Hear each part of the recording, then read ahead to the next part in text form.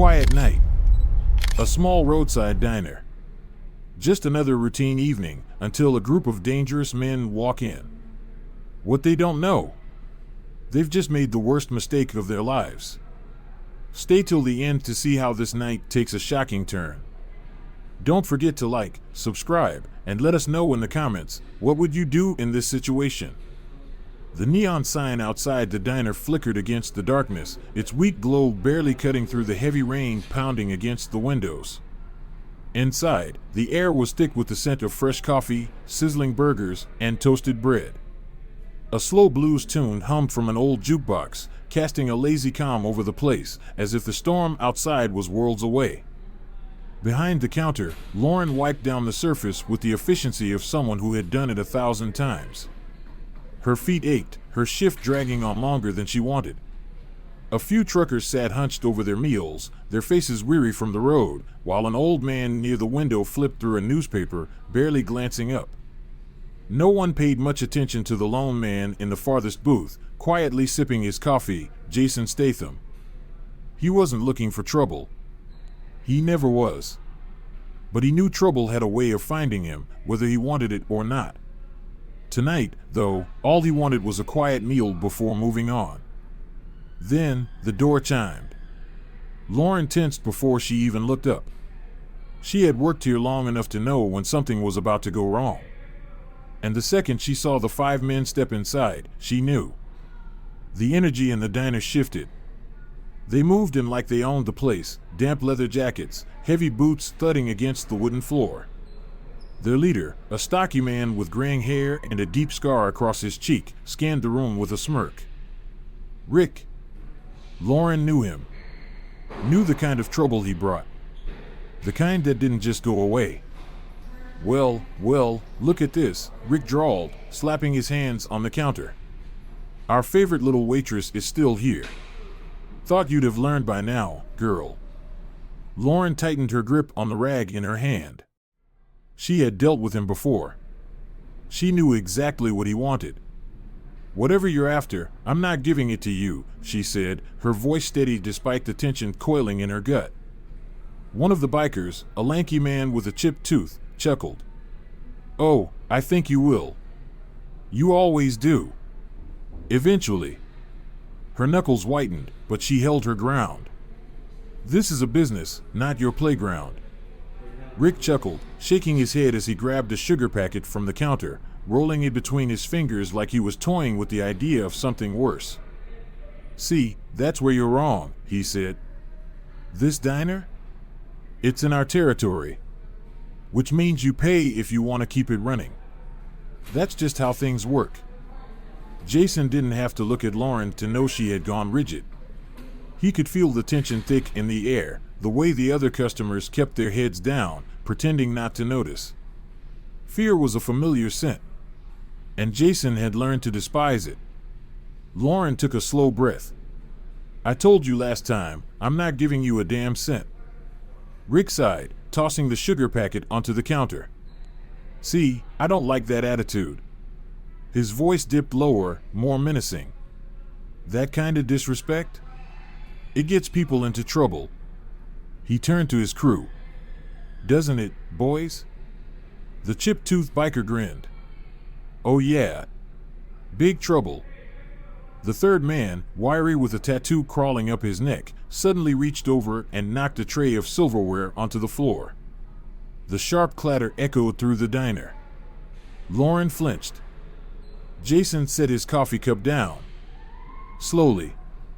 Deliberately. His fingers tapped against the table once. Twice. Enough. Rick leaned in closer to Lauren, voice dropping to a venomous whisper. You either pay up, or bad things start happening. Windows get broken. Fires start. People get hurt. Then, he reached for her wrist. But he never made it. Jason was up in a flash, faster than anyone could react. His hand clamped around Rick's wrist, grip like iron. The movement was so precise, so sudden, that the entire diner fell into a dead silence. Rick turned his head slowly, eyes narrowing as he registered what had just happened. And in that moment, Jason knew this night was far from over. The iron grip on his wrist froze Rick in place.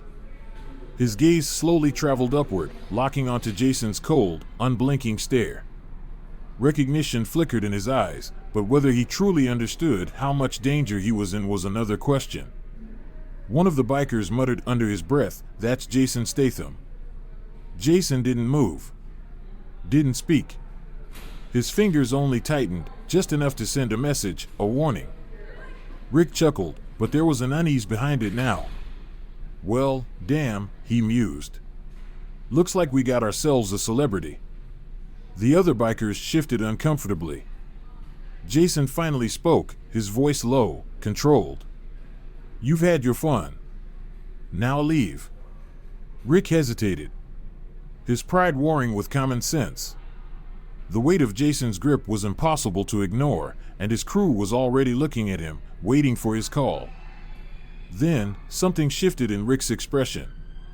The hesitation vanished, replaced by something darker. A sneer curled at his lips. "You think being a big-time actor means something in the real world?" He wrenched his arm free, stepping back. "Newsflash, tough guy, this ain't the movies. Out here, your moves don't mean SH. Jason didn't let him finish. The fight was coming. And Jason was ready. The first punch came fast, chip-toothed biker, wild right hook aimed at Jason's jaw. But Jason had seen it before it even started. He slipped sideways, letting the punch sail past, then drove a brutal counterstrike straight into the guy's ribs.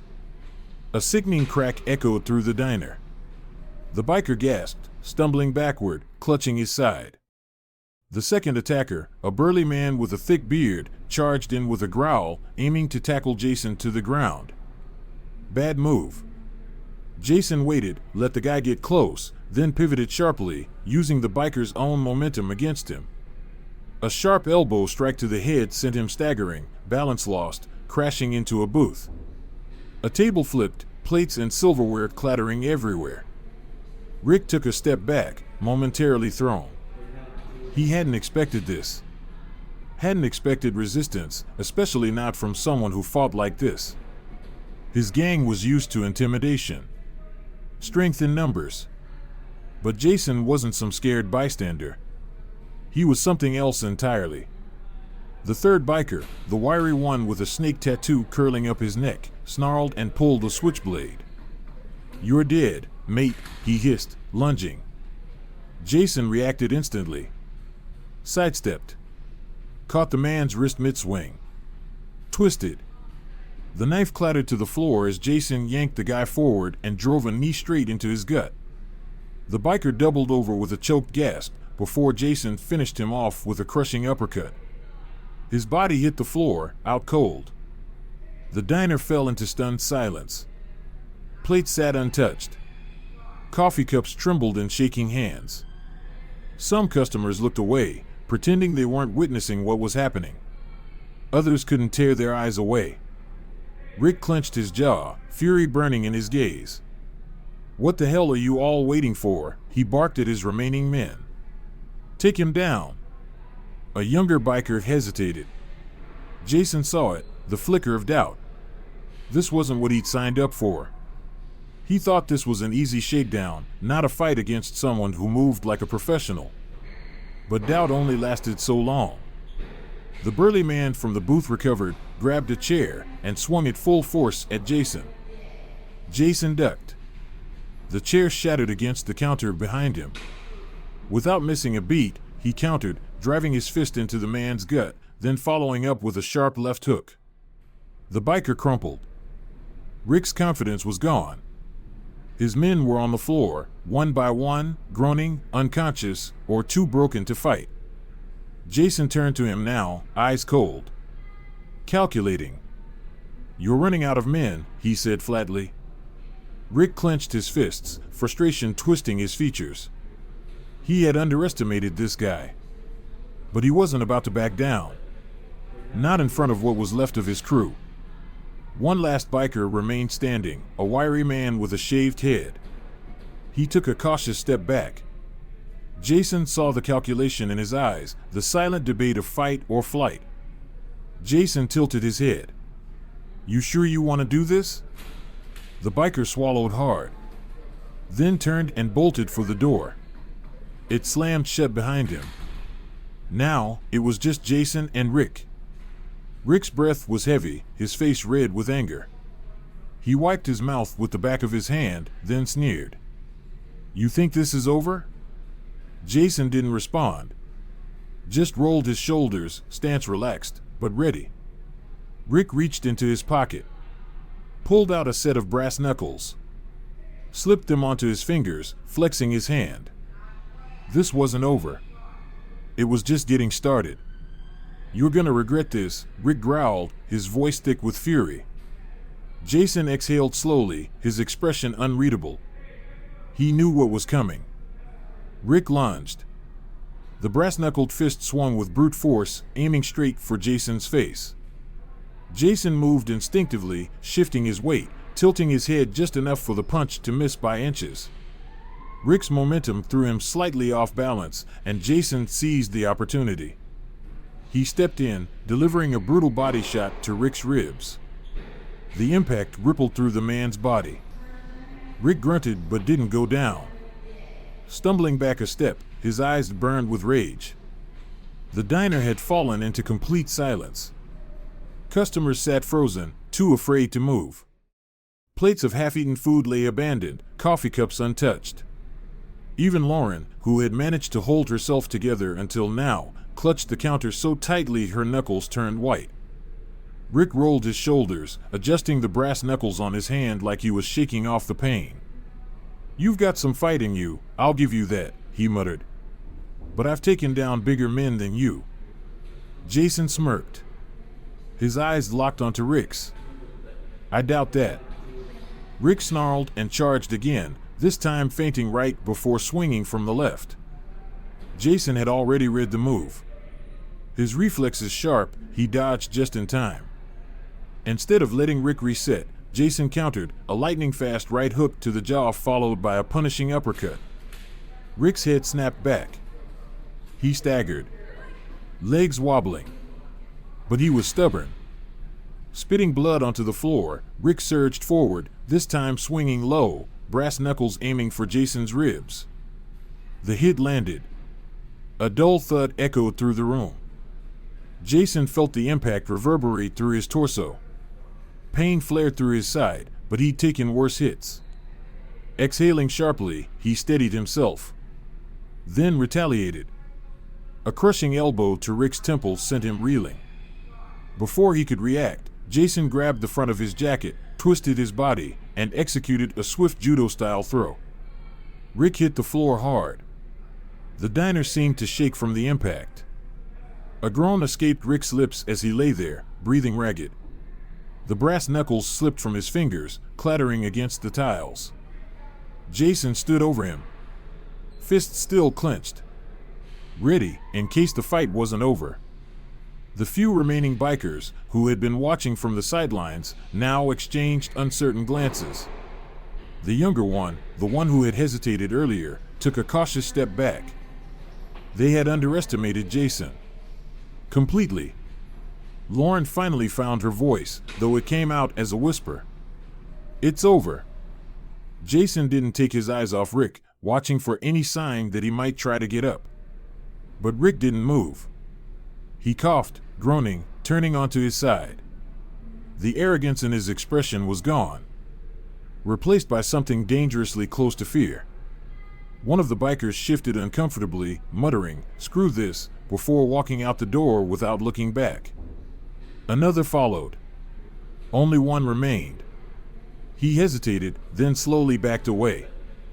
Rick lifted his head, his voice hoarse as he spat out the words, "You're gonna regret this." Jason crouched down beside him, his voice calm but firm. "No. You're gonna regret this." His tone was ice. "You come near this place again, and next time, I won't go easy on you." Rick didn't answer. His pride wouldn't let him. But Jason saw it, the warning had landed. Loud and clear. The diner remained eerily quiet as Jason stood, brushing off his jacket like the fight had been nothing more than a minor inconvenience. Lauren let out a shaky breath, her grip on the counter loosening. Outside, the distant wail of approaching sirens pierced the night air. Jason glanced at the door, then back at Rick. "Looks like the cleanup crew is here." Rick groaned, shutting his eyes as red and blue lights flickered through the rain-speckled windows. The fight was over. But Jason knew this wasn't the last time trouble would come knocking.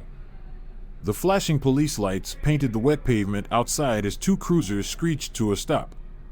The sirens cut off abruptly, replaced by the sound of slamming car doors and hurried footsteps. The tension inside the diner hadn't lifted. If anything, it had thickened. Like the very walls had absorbed the chaos that had just unfolded. The bikers groaned where they lay. And Jason? He was already thinking about the next fight. The diner was a wreck. Bikers lay sprawled across overturned tables and shattered plates, some clutching their ribs, others barely conscious. The air was thick with the scent of spilled coffee, fried food, and sweat. Jason Statham stood near the counter, his stance relaxed, but his senses sharp. He'd been in too many situations like this to assume it was truly over. Then, the diner door swung open. A rush of cold air swept inside as two officers stepped in. Sergeant Michaels, a tall, broad-shouldered man with graying hair, scanned the scene with a practiced eye. His face was unreadable, but there was a tiredness in the way he carried himself. Like he'd seen this kind of mess too many times before. Beside him stood a younger officer, sharp-jawed, his hand resting on the holster of his gun as he took in the wreckage. Michael's gaze landed on the pile of battered bikers, then shifted to Lauren. She stood behind the counter, gripping the edge so tightly her knuckles were white. The sergeant exhaled through his nose, shaking his head slightly as his eyes locked onto Rick, who was still groaning on the floor. Well. If it isn't Rick and his boys, he said, his tone dry, unimpressed. As if this wasn't the first time he'd run into them. Rick tried to lift himself up, but winced, pain stealing his breath. This is, he wheezed. Michaels cut him off. Let me guess. He crossed his arms. You were just minding your own business when suddenly the furniture decided to throw you across the room? A weak chuckle came from one of the customers, but the tension remained. Jason stayed quiet, watching. Michaels turned his attention to Lauren. They giving you trouble again? Lauren hesitated, only for a second. Then, her voice came steadier than before. They came in demanding money for protection. When I refused, they started threatening me. She glanced at Jason, just for a moment, before looking back at the officer. Then they tried to get physical. Michael sighed, pulling out a notepad and clicking his pen. That sounds about right. He turned to his partner. Call it in. We're taking them in for extortion, assault, and destruction of property. Rick let out a low groan, still struggling to push himself upright. His face was bruised, but his pride had taken an even bigger hit. This is bull, he spat, voice hoarse. One of his men, still holding his ribs from being thrown into the jukebox, nodded weakly. Yeah. We were just minding our own business. He jumped us. Michaels raised an eyebrow. Unimpressed. You really expect me to believe that? Rick sneered. Check the damn cameras. That freak attacked first. Before Michaels could respond, a voice spoke up from the corner of the diner. Actually, I got the whole thing right here. Heads turned toward a young man in a trucker cap, sitting near the window.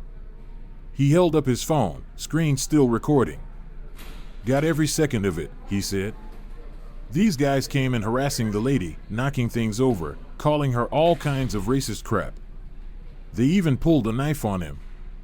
He nodded toward Jason. Man only fought back when they tried to attack.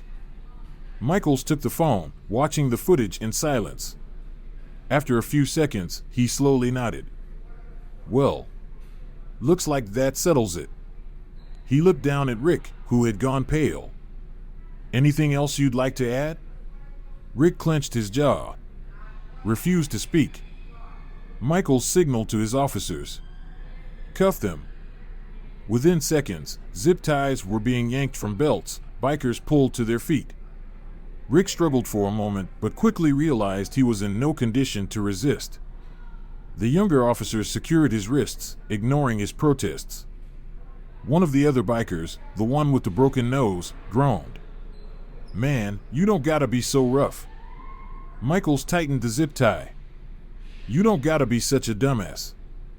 Then shoved him toward the door. He turned back to Lauren. "You pressing charges?" Lauren hesitated, her hand still shaking slightly.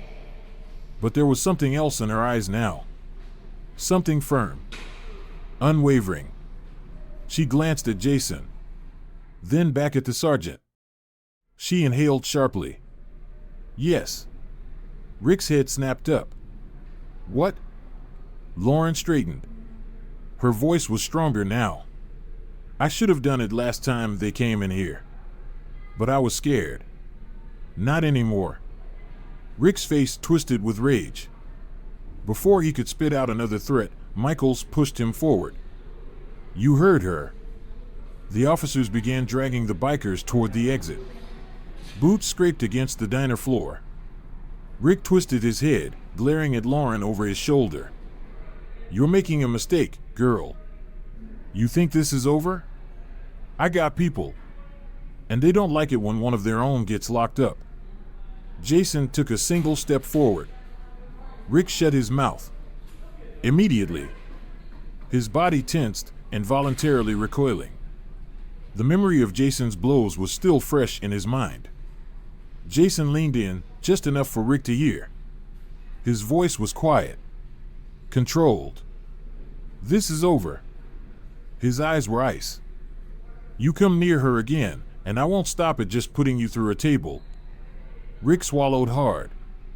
He believed him. Michaels gave a sharp tug on Rick's cuffs, yanking him toward the door. The last thing Rick saw as he was dragged outside was Jason Statham, standing in the wreckage of the diner. Calm, unshaken, and completely, terrifyingly in control. As the officers dragged Rick and his crew out, the sound of cruiser doors slamming echoed through the night. Inside, the diner remained silent. The immediate danger was gone, but the weight of what had happened still lingered.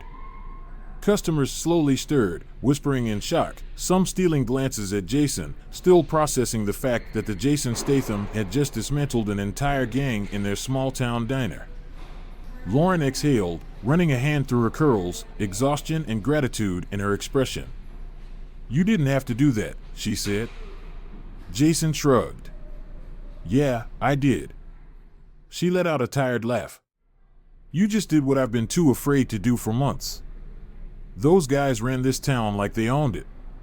Nobody ever stood up to them." Jason leaned against the counter. "Looks like that just changed."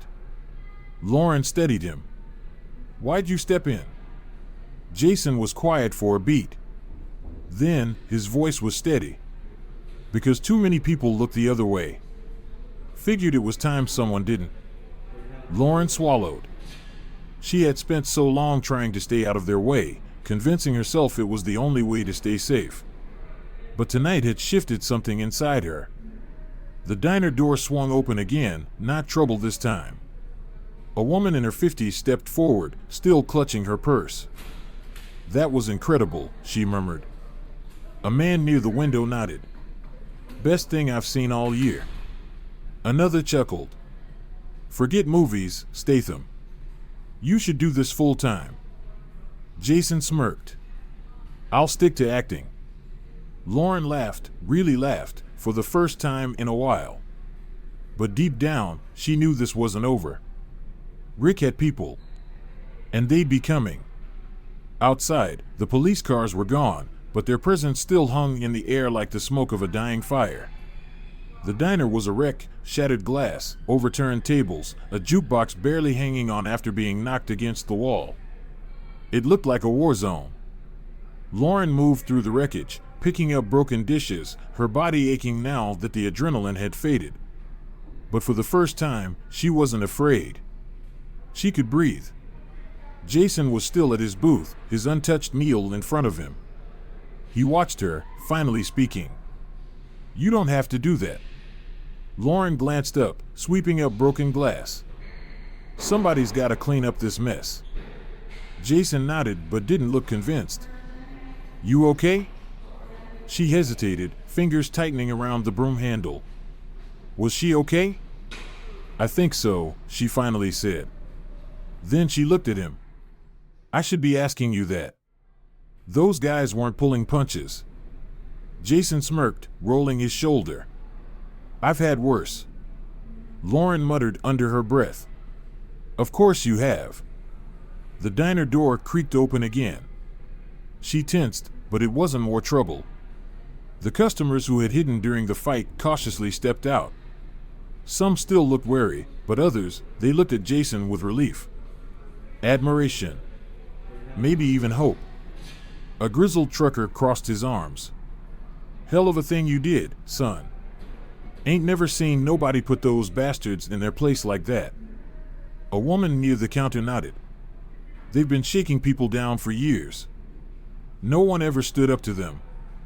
Lauren swallowed hard. She knew it was true. People had just learned to live with it. To survive. Jason looked around the room, taking in their expressions. "That's how they keep control," he said. "They make you feel like there's nothing you can do. Like standing up to them isn't worth it." The trucker sighed. "Yeah, and sometimes it ain't. Not when they got numbers like they do." Lauren straightened. "But they're not invincible." She surprised even herself with how steady her voice was. "They act like they own this place. But they don't. And if people stop being afraid of them, if more of us fight back, they'll realize that." Silence. But it wasn't heavy with fear anymore. It was heavy with something else. Jason gave her a small nod. "You're right." The trucker let out a low chuckle. "Guess the question is, what happens now?" Lauren hesitated. That was the real question, wasn't it? Rick's last words echoed in her mind. "You think this is over?" "I got people." She forced the fear down. "Now," she said, picking up the phone, "I file a report, press charges, and hope the cops actually do their job." Jason exhaled. "Hope's a funny thing. You don't think it'll be enough?" Jason ran a hand over his jaw. "I think it's a good start. But guys like Rick don't just disappear. He's gonna be pissed. And if he's got people like he says, they'll be coming." A woman near the counter swallowed hard. "So, what do we do?" Jason glanced around the room. "You don't let fear win," he said simply. "If they come back, you stand together. You don't let them push you around anymore." The trucker snorted. "Easier said than done."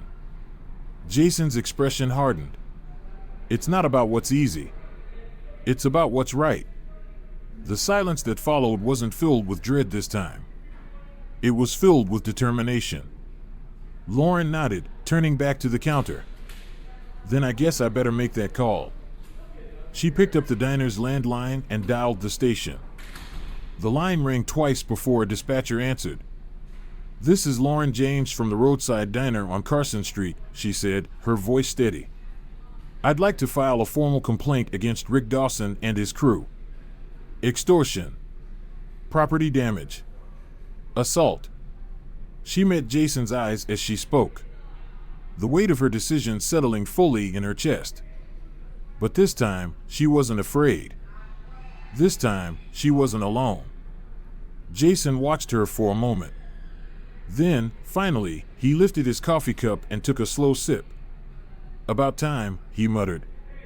The diner was still a mess, its walls still bearing the scars of the fight. But something had changed tonight. And for the first time in a long time, it felt like maybe, just maybe, things would be okay. Justice has been served. But the real question is, what happens next? Some battles are fought with fists. But the true fight? It's about standing up for what's right. What would you have done? Let us know in the comments. And don't forget, like, subscribe, and turn on notifications for more stories that hit hard.